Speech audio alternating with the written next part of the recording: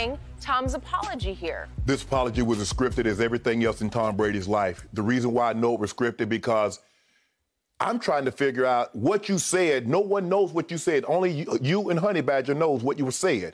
But somehow the apology got out and was read verbatim. What was said, what the apology was saying. I'm a firm believer, Skip, if you say something publicly that you should apologize for, that's the form it should be, the apology should come in.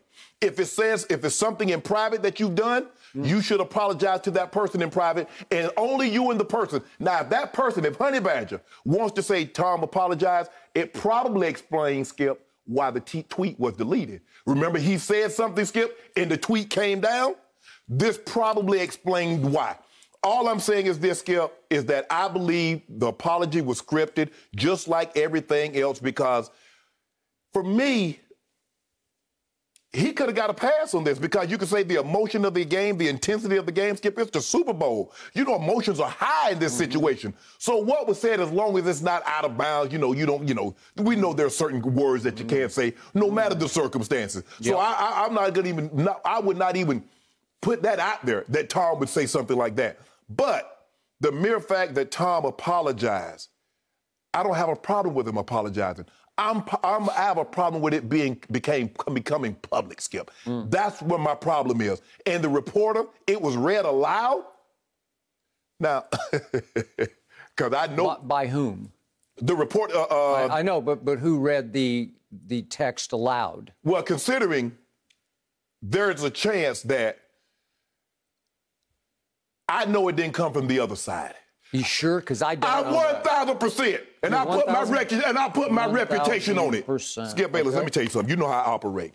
You know I have a lot of stuff, and I don't even say anything about it. But you know when Shannon Sharpe attaches his name to something, you take it to the bank. It's good. All right. It didn't come. Okay. It came from his side. Okay. From Tom Brady's side. Yes. So nobody in Honey Badger camp would have said, we want the world to know that he did apologize to us because he deleted the tweet because he felt like he was going into deep water. He's challenging the GOAT publicly, and then he deleted the tweet because he wasn't sure, they're going to throw me under the bus for even going back at him. They had already thrown him under the bus. That's why he tweeted what he tweeted. Okay. He said it in the tweet. Exactly. Throw me under the bus. So why would you delete it? Because why wouldn't you just stand by it? The apology came. He apologized. Okay, but the apology came, I think, yesterday. But the tweet got deleted right after the game. I'm saying this. I do not believe, and I feel very comfortable in saying, Honey Badger's side didn't release this. Okay. I just don't know. I have no idea. Okay. But well, I feel comfortable in saying what I said. All right. Now, I'm going to feel very comfortable in saying what I've said about Tom Brady for about 15 years on national TV. No one can quite figure out from a distance why he is so successful as he is at the highest level. And I keep saying, if you watch him closely enough, you see that he has a split personality when he plays football. You see he has an alter ego that I have dubbed Psycho Tom. And it comes out on the biggest stages in the biggest games with the biggest stakes because he is high-strung emotionally. He is over-emotional to the point that he is Jordan-esque. He is cold-blooded killer, football killer, camouflaged as this corny, nerdy dad next door off the field. And that guy's real also. But when the stakes are highest, he will exchange fire with anybody when it comes to trash talk. When the stakes are highest, he will occasionally just lose his head. It doesn't affect his play. It actually, he channels it. He fuels his play with the Psycho Tom who sees the slightest of slights as some kind of challenge to his manhood. And that game was all about him putting the quote-unquote baby goat back in his place and getting revenge on Bill Belichick. And to me, Honey Badger, for whom I think Tom Brady has nothing but respect, got caught in the crossfire of Psycho Tom and Mahomes and Psycho Tom and the aura of Bill Belichick hanging over this game. So all that was going in his head at the time that he did that. Yeah, he just loses. There is no head. He loses it, man. And I've seen him. He'll go off on anybody, any pass rusher. If you want to exchange fire with him, he will fire back at you, and it will not be a pretty sight. And this is why I call him the ultimate wolf in sheep's clothing, because he is a crazed competitor, just the way Jordan was when he competed. They're very similar in the way they channel their anger into their performance. But once the game ends, he suddenly sits back, and it's like he falls back into his other ego, his split personality, which is nice guy Tom off the field. And nice guy Tom, by all accounts, I've told you this 1,000 times on the show, nice guy Tom is legit 1,000% nice guy. And I believe that he sits back and says, God, what did I do?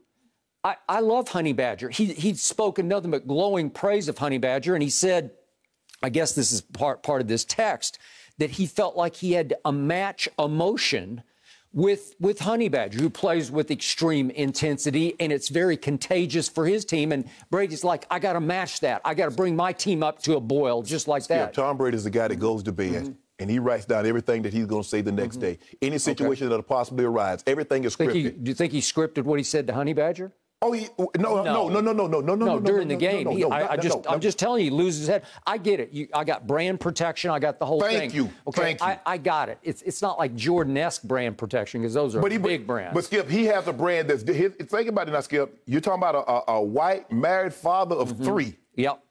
That plays the quarterback position. Okay. That brand is as polished and as pristine as it could possibly be. Okay. But my thing is that you feel very comfortable saying Tom Brady and his camp didn't put this out. No, I don't know. I didn't say that. I said I don't have any idea. I feel more than comfortable saying that the other side, the other camp did not put it out. I feel more than comfortable. Okay. Well, you could be right, because I would think Tom Brady would want this out there, that he was ashamed, that he was embarrassed by his language that he used to Honey Badger. Because I believe of all the Chiefs on the other side, that's the one guy he respects the most on that defense. But my thing is, here's the thing. Had he lost the game, would he have apologized? Because this is what we know in Super Bowls. When he loses, he doesn't shake the opposing quarterback's hand. Okay. So I'm just, Skip. I have no idea. Hypothetical. I have no idea. No, we've seen him lose 3 games and not shake the opposing quarterback's hand. That's not hypothetical. That's factual. But that's not apologizing for something you said. Skip, I just asked a question. Okay. Had he lost, would he have apologized? I've told you he's the sorest loser there ever was, because show me a good loser and I'll show you a loser. Hold on. So he lost. He's only won 7 out of 10. But he has lost. Yeah. He has lost, and he lost 2 in between when he run the last 4. So don't say because show me a loser. Show me a good loser. I'll show you a loser. Skip, he lost. Yeah, I saw him throw for a playoff record, not a Super Bowl, a playoff record, 505 yards against the Eagles, and his coach is giving up 41 to the backup. It's 41, and you give his coach a pass. It's outrageous. It's the worst thing that's ever been done on this show. You're giving Belichick passes for those games. I don't give him pass for the first Eli Super Bowl. Skip, are you going to give, how much credit are you giving the Bucs defense for Sunday? A lot of credit. Okay. Everybody who wins the Super Bowl. How much credit did your 2000 Ravens defense get? They deserve the lion's share of the credit. Thank you. But all I'm saying, Skip, I don't have any problem with that. My problem is, I believe this was scripted. I'm not saying it wasn't the apology wasn't sincere, but I'm saying the mere fact that it got out. Why did the apology need to get out? Well, the truth is, the more I think about it, he should have just made it public. And again, he also said in the text to him, made it public. His side leaked it. No, I mean, you should have just put it out there. I don't know the exact script of the text, right? Yeah. I'd like to see it. You could have tweeted it, but obviously you wanted to first send it straight to Honey Badger. And he also made it clear, this says in the tweet, I would like to apologize to your face if we can ever rendezvous in the offseason. You could have, right after the game, you could have went right to him and apologized. If you sincere about it. If you real with it, Honey Badger was right across the locker room. But this is one where you got to sleep on it. And then what you got to sleep for? Hits you. What did I do? What did I say? See, what you got to do is got to be scripted. You see the thing is, Skip, when you apologize, if you do something to somebody, I didn't got to sleep on it. What I said was wrong. But, man, I come to you just like I said, if it's publicly, if you've done something publicly, I believe the apology should happen in the form that it actually happened in. What was said was private. So let's keep it private. Now, if Honey Badger want to tell what was said or say, Brady, issue me an apology, I accept his apology, we're going to keep it moving, I have the utmost respect. Boom, no problem. But the other side can't release it. Okay. Again, I have no idea. All I know is there is such a thing as Psycho Tom, because I saw Psycho Tom at the end of this game, and this was about as psycho as it ever gets, because if you could hear the audio in the huddle as they're kneeling out the clock, he's screaming F-bombs in the huddle before kneel downs because he's out of his mind, competitive about how much this meant to him. Yes, Skip. Okay, that's what happened. You're not in your right mind at that point. Yes, you are, because you realize the stake. We won this game. Trust me. I've been in 3 situations, 2 of them. The second Super Bowl, I got hurt, so I wasn't actually in the huddle. You're in the huddle, and you're doing a kneel down. You know what you said? F yeah, baby. World champs. We are the world bleeping champs. Run, tell that. All that talking. You did all that talking, Green Bay. That is the ultimate non-committal, non-controversial quarterback who works as hard as anybody in the history of sports to say nothing except, aw shucks, gee whiz, Tom Brady off the field. That's that guy. Yeah, but Skip, the thing is that he's got you fooled thinking that he's so unique, so different than most people. We're going to talk about a topic a little later, and I'm going to show you just how more alike Tom Brady is than not. But you choose to believe that. We're going to talk about it. We're going to talk about the little thing that he posted on his little IG story. Oh, okay. Yeah, we're going to talk about that. Okay, all right. But Skip, I got it. My only thing is, look, the way I look at situations, Skip, you and I going to come out here public. If something I've said, you and I, we going to handle it. If you want to say it, if you want to release it, boom, that's on you. Okay. But I'm never going to say, man, I did this. Come on, bro. Okay. Let that go. Okay, now I'm going to show you what happens to Brady after the final gun goes off. I'm going to show you the Brady who turns back into that nerdy, corny dad next door in camouflage of the wolf in sheep's clothing. And if we could see what he did with Gronkowski soon after the game, I assume this is soon after the game. What?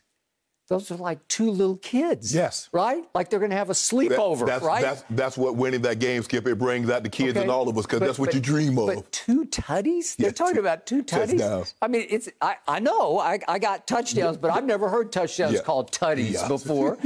Unless you're 8 years old, right? Playing your first year of Pop Warner or whatever. Yeah. I mean, Skip, when you good friends in that game, you win that game, man, you say things and you acting like a child. You become childlike. Okay.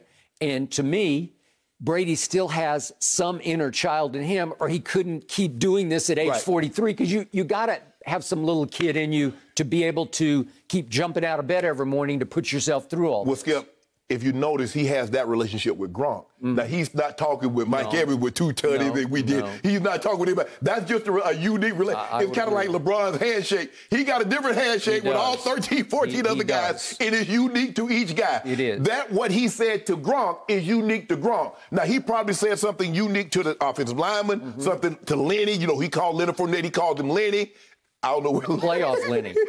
So that part, Skip. That's my only thing. Look, okay. I don't want people to think, well, Shannon, you being hard on. Look, Tom apologized, and maybe he felt that what he said was out of character for him, even in that moment. Because sometimes, Skip, emotions get the best of you in a heightened situation. But he felt that, you know what? Let me apologize. Yeah. I don't have a problem with the apology. I just have a problem that it got out that he apologized. If Honey Badger wants to say something, let Honey Badger say it. But don't your camp release it. Okay. I'm with you. But again, I believe there's genuine embarrassment in Brady that he said what he said to that player. I believe he has the utmost regard for that player and vice versa, because they had said nothing but great things about each other. And I thought, I just believe in all my heart and soul that he felt like Tyrann Mathieu got in the crossfire of all of his emotions, and suddenly he lost his head. And obviously, they had just victimized Tyrann Mathieu on the 1-yard touchdown pass after Ty had been victimized on the one pass interference that I didn't think should have been called. Right. Okay. Skip, I think it started when Honey Badger got that interception. And maybe Brady was like pass interference, and maybe Honey Badger like that wasn't pass interference, because it was a hold on away from the ball. Right. Yeah. Because it looked like to me, Honey Badger pointed and said, don't talk to me like that again, and started jogging away. Now, I don't know what he said, but it looked like he was pointing his finger, don't say whatever you said, don't say that again. And he started jogging away. Brady like, huh? Went back. We're back at it. And then once he went back, then Tyrann Mathieu comes back and wagged his finger at him. I believe that was the. I think that was first. I think that was first. Well, he got the flag. Right. And I told you yesterday they both deserved a flag. Right. And I don't know how it's because you're the GOAT. Right. And you're 43, and I guess the referees are thinking that can't be Tom Brady. He's aw shucks gee whiz Tom, and he deserved an unsportsmanlike flag just like Ty Mathieu did. Yeah. I mean, like I said. Tyrann probably believed that Brady said something that he probably shouldn't have said. And he's like, don't talk to me like that. Don't say that. And he was like, I'm done with it. Boom, I'm going on. And Tom's like, no, you're not done with it. Come back here. I got one more thing to say, bro. You think you talk? This is the Super Bowl. Yep. I'm hyped just like you hyped. Yep. I would like to know exactly what Brady said to him. And I would like to know what sparked Brady in the first place. Because Tyrann Mathieu had to say something that flipped Brady's switch also. Right. But whatever, heat of battle, heat of moment. Right. And I believe that genuinely he would like the world to know he's ashamed and sorry of his actions and his speech. But see, the thing is, Skip, if I want to apologize to a person and personally, face to face, I'm not going to tweet that out. I'm not going to put that out in a statement. Yep. Just like you got that man number and text him, you can get that man, hey, bro. Let me holler at you right quick. Before you get on the bus, can we meet somewhere and we have a conversation? Boom, handle like that. Boom, done with it. The mere fact that you got to do all this. The apology was written. The lady said, the reporter. Now, she's the longtime reporter of the Bucs. Now, she's as plugged in. She does a great job. Jenna Lane. Yep. You know how these beat writers are. When they get plugged in, they get all the tea. Adam Schefter was like that in Denver. Ed Bouchette's like that in Pittsburgh. John McClain is like that in Houston. Skip Bayless was like that in Dallas. When you get on the team, when they start doing this ain't no accident. And that's all I'm saying. Just like you put that in there, talking, he would like to speak to him publicly, you'll say it face to face. Go ahead and put that in the text message and keep that on the hush, bro. And come see me. And we gonna talk. Hey, honest, bro, I get it. Hey, man, this is a heightened ball game. I'm emotional. You emotional. Apology accepted, bro. Good luck. Congratulations on number 7. We'll see you down the road. Boom, we done with it. Okay. I agree with that. But Brady wants the world to know that he went completely over the edge. That's what he wants the world to know. But Skip, you say he didn't care. You say I'm going to save it. I'm going to save it. Okay. Thank you for watching. You can subscribe here to get the latest from the show, and be sure to check out more of the best clips from Undisputed, or go watch a few other segments from our other shows on FS1.